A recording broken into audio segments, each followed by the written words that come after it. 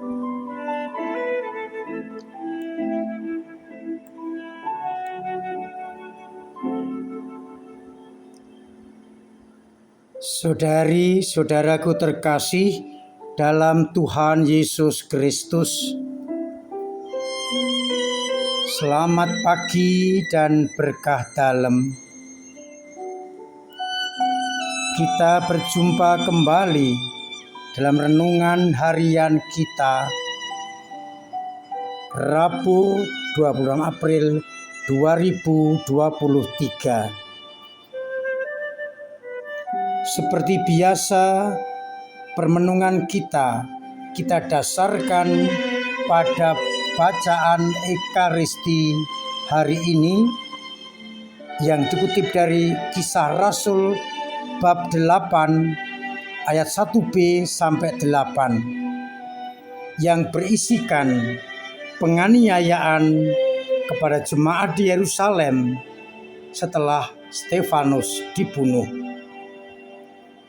Para murid kecuali para rasul tersebar ke seluruh daerah Yudea dan Samaria. Saulus dengan berkobar-kobar ingin membunuh jemaat-jemaat Kristen, memasuki rumah-rumah, menyeret laki-laki dan perempuan, dipenjarakan. Mereka yang tersebar ke seluruh penjuru negeri memberitakan Injil Kerajaan Allah. Filipus sampai ke kota di Samaria memberitakan Injil, dan banyak orang mendengarkan dan melihat tanda-tanda yang diadakan oleh Filipus. Pada Injil Yohanes bab 6 ayat 35 sampai 40 berisi suatu hiburan bagi kita.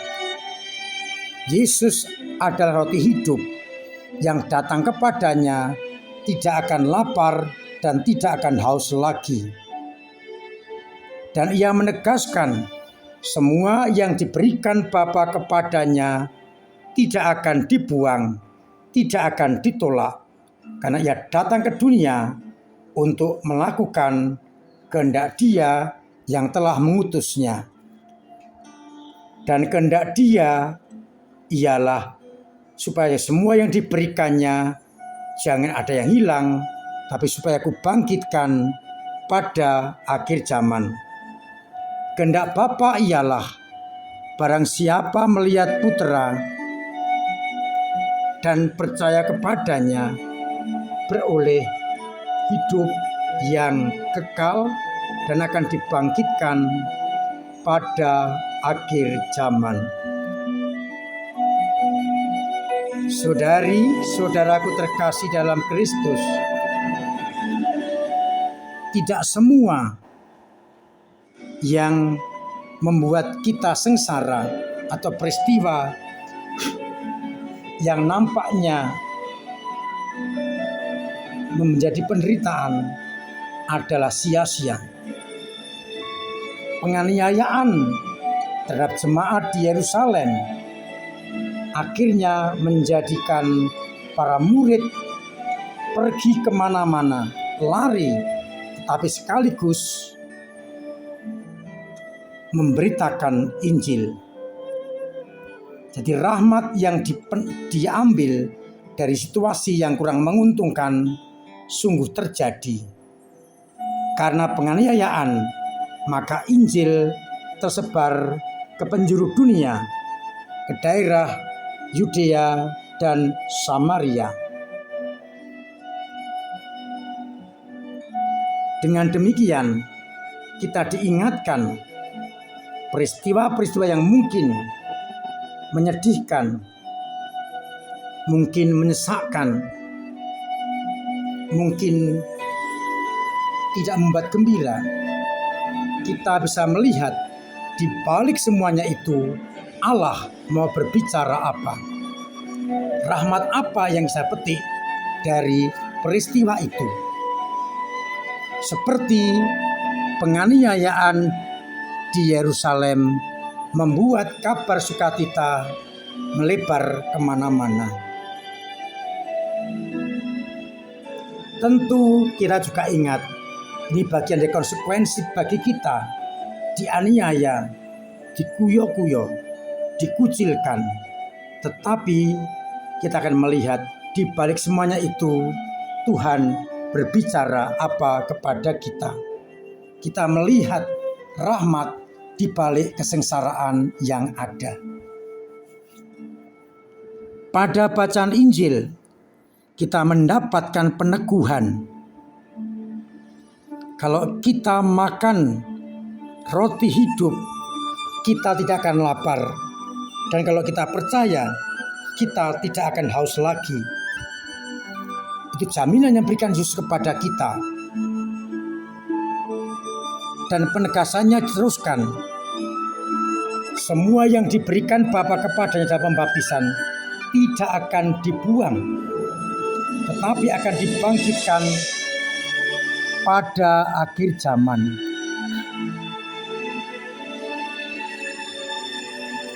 Kehendak Bapa ialah agar semua yang diberikan kepadanya jangan sampai ada yang hilang, akan dibangkitkan pada akhir zaman. Sebab kehendak Bapa ialah barang siapa melihat Anak dan yang percaya kepadanya beroleh hidup yang kekal. Saya ingin kembali mengulang apa yang saya sampaikan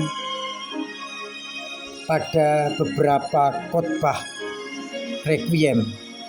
Melihat anak, dalam bahasa Indonesia hanya melihat, tetapi kita punya bahasa Jawa yang amat sangat kaya artinya.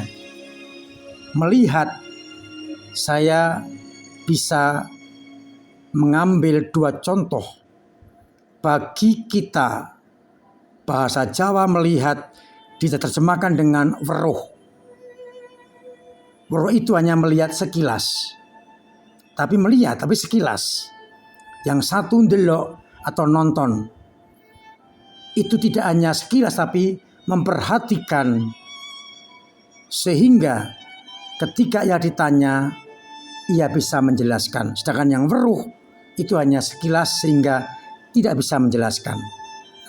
Iman kita yang dikatakan barang siapa melihat Anak, seharusnya melihat dalam arti nonton atau ndelok.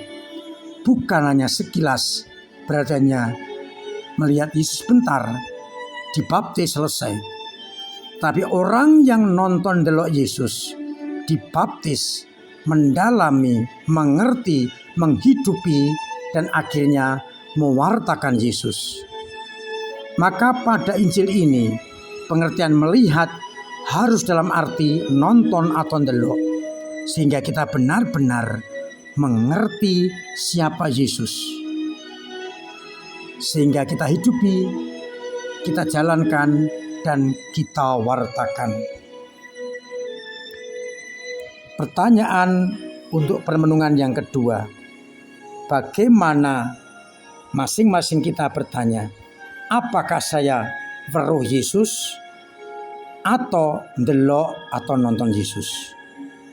Harapannya kita semua nonton atau ndelok Yesus, sehingga persis mengerti siapa Dia dan apa yang harus kita buat berhadapan dengan Dia, agar kepada kita diberikan hidup yang kekal dan dibangkitkan pada akhir zaman. Tuhan memberkati kita sekalian. Amin. Marilah kita berdoa.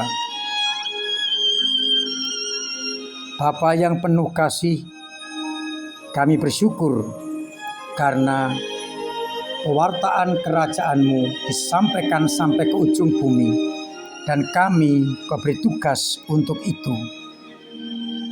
Maka bantulah kami untuk benar-benar melihat Yesus dalam arti nonton, ndelok, agar kami memahami siapa Dia, kami renungkan, kami hidupi, dan kami wartakan. Bantulah agar iman kami terus berkembang, agar akhirnya kami pun mampu untuk menjadi pewarta-pewarta yang handal dan siap dengan segala konsekuensi yang ada. Hingga akhirnya kami pun boleh Kau bangkitkan pada akhir zaman dan Kau beri kehidupan yang kekal. Bantu umat-Mu yang sakit dengan Engkau rangkul, Engkau jamah lewat dokter dan perawat, sehingga boleh kembali beraktivitas seperti sedia kala. Mereka yang punya beban berat, Engkau sanggah dan Engkau ringankan. Yang punya persoalan Engkau urai, agar tetap merasakan cinta kasih-Mu.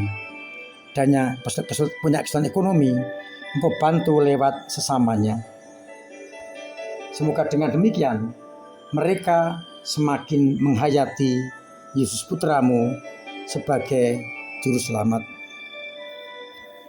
Untuk itu ya Bapa, sertai kami dengan berkat-Mu sendiri, Bapa dan Putra dan Roh Kudus.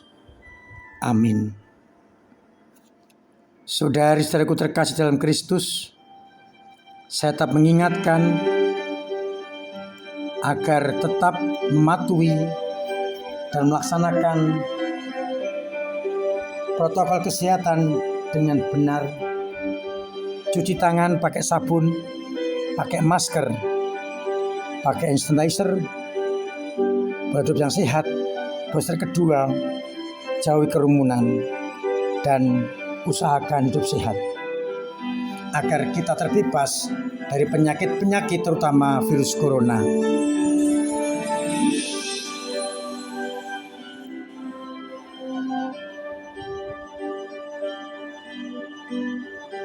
Panjenengan yang belum mengikuti CAP, saya usulkan untuk mengikuti CAP agar bisa mendapatkan pengalaman-pengalaman rohani baru dan siap untuk diutus menjadi pelayan-pelayan sabda. Maka hubungi panitia atau stand pendaftaran di muka gereja.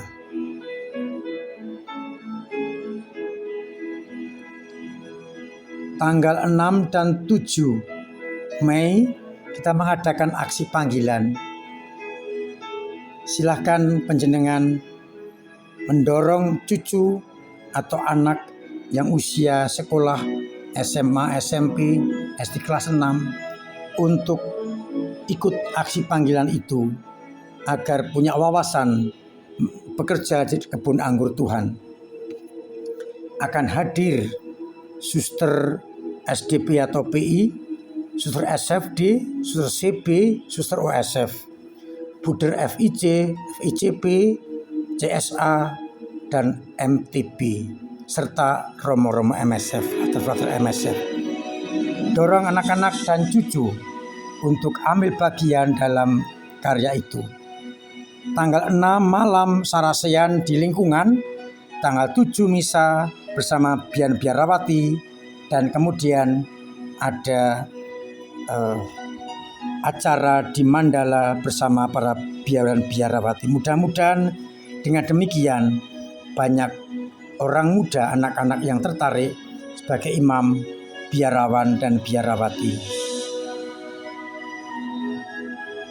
Terima kasih untuk kepedulian panjenengan semua kepada gereja dengan caranya masing-masing, doa, tenaga, dan dana, baik lewat kolekte umum, kolekte pembangunan, maupun sumbangan-sumbangan dan transfer-transfer yang masuk ke gereja yang menjadi kekuatan kita untuk berpastoral. Semoga dengan demikian kita semua semakin peduli. Saya juga mengucapkan terima kasih kepada umat yang telah mengumpulkan kotak APP dan hasilnya lumayan bagus. Sudah kita kirim ke keuskupan bagian APP untuk dipakai kepada teman-teman orang-orang yang lebih membutuhkan. Semoga Allah memberkati panjenengan semua dengan keluarganya sehingga semakin tetap komitmen dengan pilihan hidup.